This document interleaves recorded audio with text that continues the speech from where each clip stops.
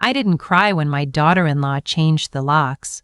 I didn't argue when my son stood in the doorway of the house I'd lived in for 31 years and told me it would be better for everyone if I stayed somewhere else for a while. I just looked at him, really looked at him, and I thought, you have no idea what you've just done. My name is Margaret. I am 68 years old. I taught 4th grade for 27 years in Dayton, Ohio. I know how to wait. I know how to wait, and I know that the children who think they've outsmarted you are always the ones who've forgotten you were watching the whole time. Let me tell you how it started, or rather, let me tell you how it looked like it started, because the real beginning was much earlier than the day they took my keys. My husband, Gerald, passed away 3 years ago in November. 41 years we were married. He was a quiet man, an engineer who loved crossword puzzles and bad puns, and made the best chili in Montgomery County. When he died, something in the house changed. Not the walls, not the furniture. I kept everything exactly where it had always been, but the air felt different, thinner somehow, like breathing at altitude. My son David called more after that. At first I thought it was grief, his grief, and I was grateful. He'd bring his wife Renee on Sundays sometimes. They'd sit at my kitchen table and drink my coffee and ask me how I was managing. I told them I was managing fine. I had my pension. I had Gerald's life insurance. I had the house, paid off 20 years ago. I had my garden and my neighbor Patrice next door, and my Thursday book club at the library on Salem Avenue. I was not managing fine in the way they wanted me to, not be managing fine. Do you understand what I mean by that? They wanted me to be falling apart. They needed me to be falling apart. And I wasn't. So they started constructing the falling apart for me. It was small things first. David mentioned casually that the roof looked like it might need work. It didn't. I'd had it inspected the previous spring. Then Renee started commenting on the stairs. Mom, these are so steep, I just worry about you. Every single time she visited, until the stairs in my own home began to feel like an accusation. Then one Sunday, David sat across from me with his hands folded on my kitchen table and said he'd been talking to someone, a financial advisor, and that it might be smart for me to think about consolidating things, putting assets somewhere they could be better managed. I asked him what he meant by that. He said he just wanted to make sure I was protected. I said I appreciated that and I'd think about it. What I actually thought was, I need to call my own lawyer before this goes any further. But I waited too long. That's the truth I have to live with. I waited because he was my son and I kept looking at his face and seeing the 7-year-old who cried when his goldfish died and who used to fall asleep on my shoulder during long car rides. I kept waiting for that boy to come back and tell me this was all a misunderstanding. He never did. 6 months after Gerald's death, David asked me to sign some paperwork. He brought it to a Sunday dinner, slipped it in between the pot roast and the apple pie like it was nothing. A financial power of attorney, he said, just a precaution, just so that if anything ever happened to me, he could take care of things without a lot of legal complications. I read it. I'm a teacher. I read everything, but I was tired that night, and the document was long, and David was sitting there with his patient, reasonable face, and Renee was clearing the dishes and humming to herself, and I thought, he's my son. He loves me. I signed it. I have replayed that moment 10,000 times since then. The set might out 3 times in the paper, the way David folded it carefully and put it in his jacket pocket, the way Renee smiled at me from across the room when it was done. I know now that the smile wasn't warmth, it was relief. Within 4 months, things moved very fast. David started handling my bank accounts just to simplify things, he said. My mail started going to his address just to make sure nothing got missed.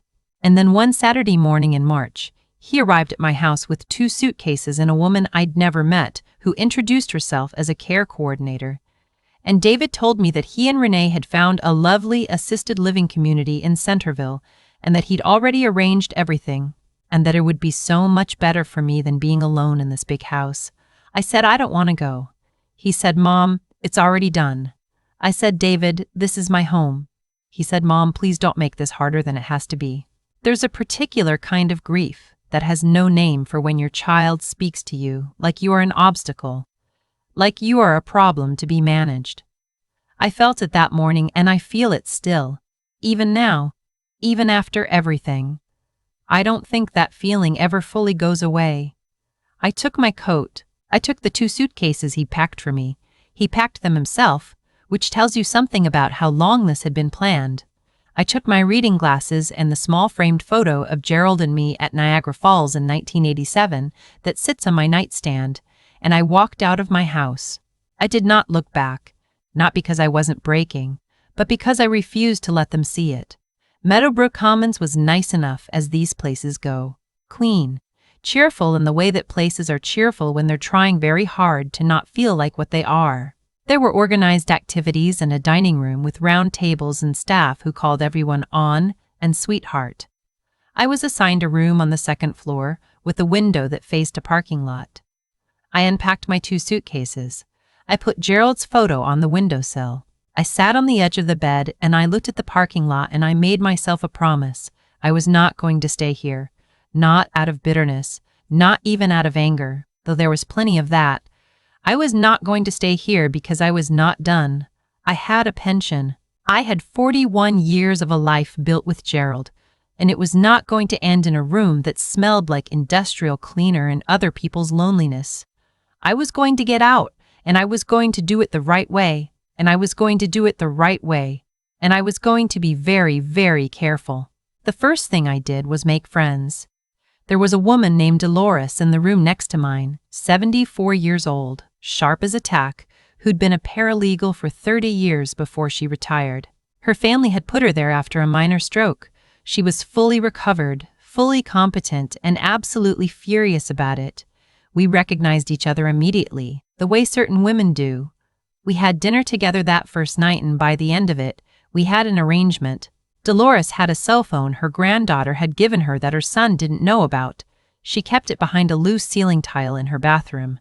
I know how that sounds.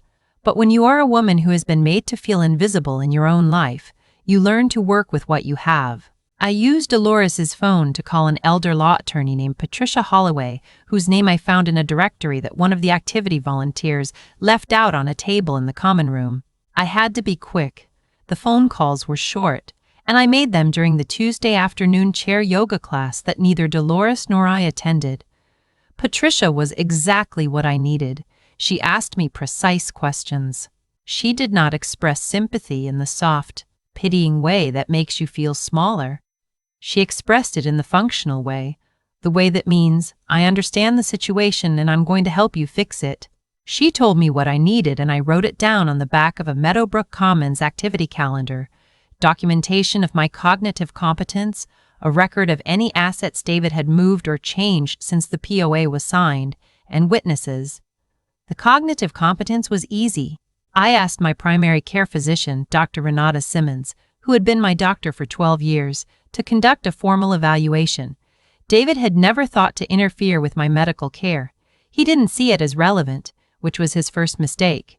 Dr. Frobe. Simmons documented that I was fully competent, fully oriented, with no signs of cognitive decline. She was also, I could tell, quietly appalled by what I described to her. She asked me, carefully and professionally, if I wanted her to note her concerns in the record. I told her yes. The witnesses were harder but not impossible. Patrice, my neighbor from home, drove out to see me twice in those first weeks. She was furious in the pure, uncomplicated way that good friends are furious when someone has wronged you. She had also, without my asking, been paying attention. She told me that within 2 weeks of my leaving, David and Renee had hired contractors. She took photographs on her phone. The house was being renovated, not repaired, renovated. New kitchen, new bathrooms. Renee's car was in the driveway most evenings. They were moving in. They were moving into my house while I sat in a room facing a parking lot. I won't tell you I wasn't angry when Patrice told me that. I was, but I have found in 68 years of living that anger is most useful when it is cold. Hot anger makes mistakes. Cold anger makes plans. I let it cool, and then I used it. What I hadn't counted on, what none of us counted on, was Gerald. My husband was, as I said, a quiet man. He did not make grand gestures. He was not the type to surprise me with jewelry or speeches. What he was, and I understood this more and more as the weeks in that room went on, was profoundly careful. He had watched the world for 67 years and drawn his own quiet conclusions about it. And he had, without ever telling me, made certain arrangements. I discovered this because of a letter. About 5 weeks after I arrived at Meadowbrook, a letter arrived addressed to me, forwarded apparently from my home address, where the mail had been going to David. I don't know why he let this one through. Maybe he didn't notice it.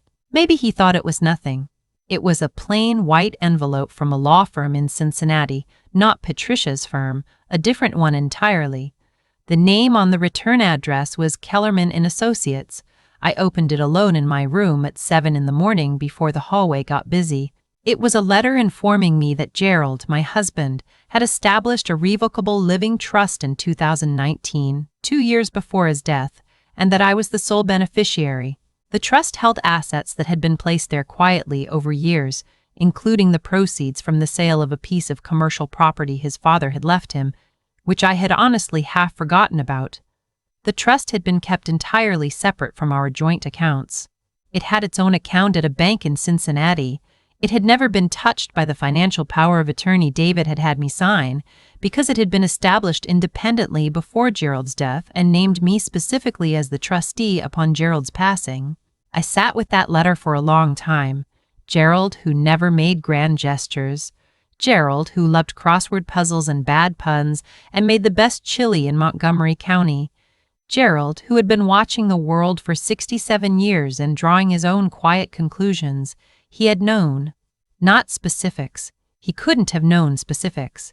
But he had known, in the way that careful people know things, that the world does not always treat people fairly, and that the people who love you are not always the people who protect you. And he had, without fanfare and without telling me, built me a door. The trust held just over $400,000. I called Patricia that Tuesday during chair yoga. My hands were steadier than I expected. What happened over the next 3 months was not fast, and it was not painless, but it was, in the end, very thorough. Patricia filed a petition to have the financial power of attorney revoked on the grounds of undue influence and lack of full disclosure at the time of signing. Dr. Simmons's documentation of my competence was central. Patrice's photographs of the renovation were entered as evidence of intent to occupy. A forensic accountant Patricia brought in documented that David had, in the months since the POA was signed, transferred $63,000 from my personal accounts into a joint account held by him and Renee, characterizing the transfers in his own records as household management expenses. There was also the matter of a second document, a deed transfer that David had prepared, which had my signature on it, but which, Patricia's forensic document examiner determined, had been signed on a different day than the notarization suggested. I will let you draw your own conclusions about what that means. David hired a lawyer. Of course he did. His lawyer called Patricia's approach aggressive and suggested that a family mediation might be more appropriate. Patricia responded in writing, and I am told her letter was very precise. We did not go to mediation. I want to be honest with you about the hearing, because I think people sometimes imagine these moments as more dramatic than they are. There was no shouting.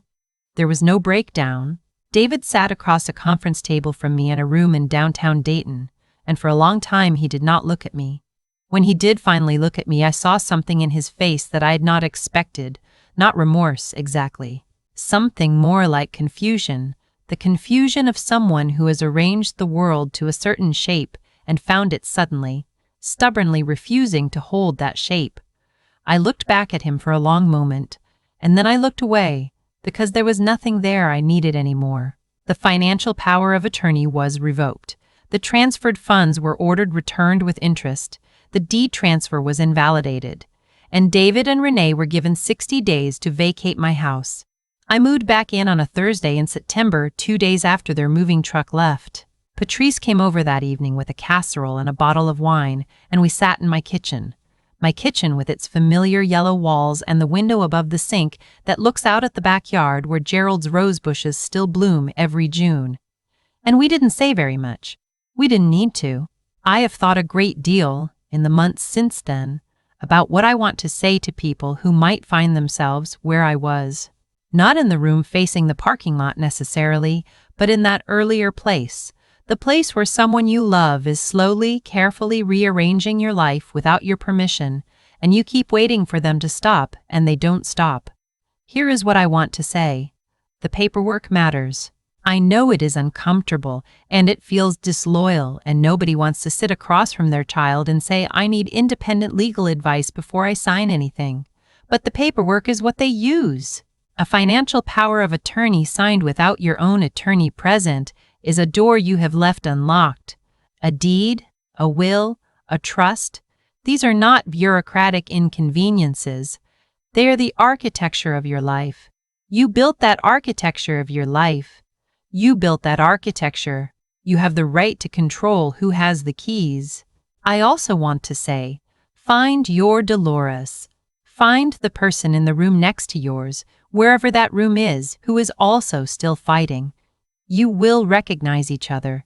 You will find a way. And I want to say, to the woman who is sitting right now in a room that doesn't feel like hers, watching through a window that faces someone else's parking lot, wondering if she has waited too long, you have not waited too long. 68 is not the end of the story. 74 is not the end of the story. As long as you are thinking clearly and you have not yet found the door, you are still inside the story, and the story is not finished, and you get to decide how it ends. Gerald knew that. He built me a door before I knew I would need one. I think about him every morning when I walk past his rose bushes on the way to get the mail. I think about that quiet, careful man and all the things he knew without ever saying them.